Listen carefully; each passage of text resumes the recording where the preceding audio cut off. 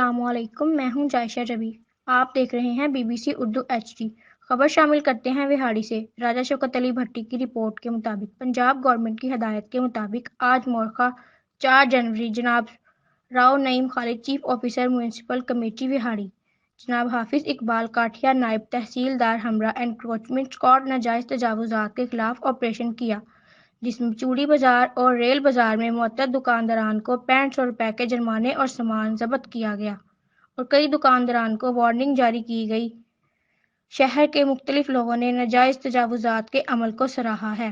اس کو ہر روز چیک کرنا چاہیے، نہیں تو یہ لوگ پھر تجاوزات بڑھا لیتے ہیں۔ شہر کے معزز لوگوں سے جب اس بارے میں بات ہوئی تو ان کا کہنا تھا کہ پورے سٹی میں اس طرح کی ناجائز تجاوزات کو ختم کیا جائے تاکہ لوگ آسانی سے آ جا سکیں۔ مزید خبریں اور اپڈیٹ کے لیے ہمارے ساتھ رہیں اور دیکھتے رہیں BBC اردو HD۔